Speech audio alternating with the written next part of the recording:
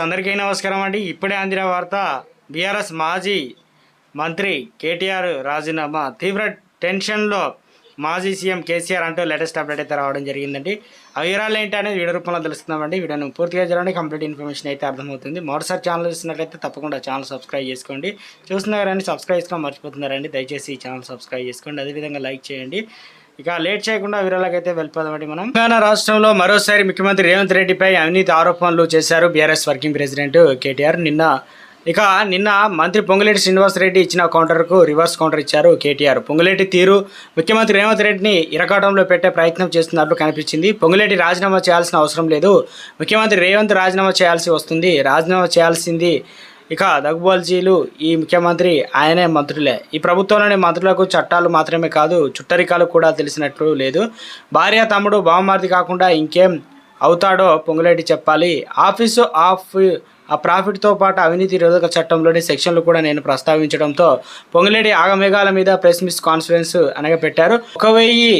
1137 కోట్లు అవినీతి జరిగినా, ₹1 అవినీతి జరిగినా ఈ చట్టం వర్తిస్తుందనే విషయం కూడా ఆయన తెలుసుకోవాలి. పొంగులేటి చిత్తశుద్ధి ఉంటే రాష్ట్ర హైకోర్టు చీఫ్ జస్టిస్ దగ్గరికి వెళ్దాం. గతంలో ఉన్న ఫైల్స్తో పాటు ఇప్పుడు జరిగిన టెండర్ల వ్యవహారంలో పైన వివరాలు ఉంచుదాం.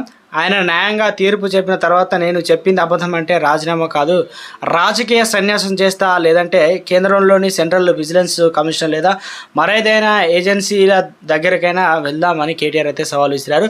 ముఖ్యమంత్రి ఆధ్వర్యంలో జరిగిన ఈ టెండర్లకు వ్యవహారంలో అవినీతి జరిగిందని ముఖ్యమంత్రికి, మంత్రి పొంగులేటికి తెలుసు. ఇక ఆశ్రిత పక్షపాతం లేకుండా బంధువులకు అక్రమంగా లాభం చేయను అని ప్రమాణం స్వీకారం చేసిన ముఖ్యమంత్రి రేవంత్ అవినీతికి పాల్పడ్డారు. కేవలం 2 కోట్ల లాభం ఉన్న బావమరిది కంపెనీకి 1000 కోట్ల కాంట్రాక్ట్ ఇచ్చి అవినీతి జరగడమే లేదంటే ఎవరైనా నమ్ముతారా? ఇప్పటికే సిగ్గు తెచ్చుకొని బరి తెగింపు మాటలు మానేయాలి. రాష్ట్ర ముఖ్యమంత్రి భార్యకి సృజనారెడ్డి బంధువులు కాదు, ఇక ఆమెకు స్వయాన సోదరుడు, సొంత బామ్మరిది పట్టుకొని కేవలం అవినీతి కోసం, టెండర్ల కోసం సంబంధం లేని చెప్తారా?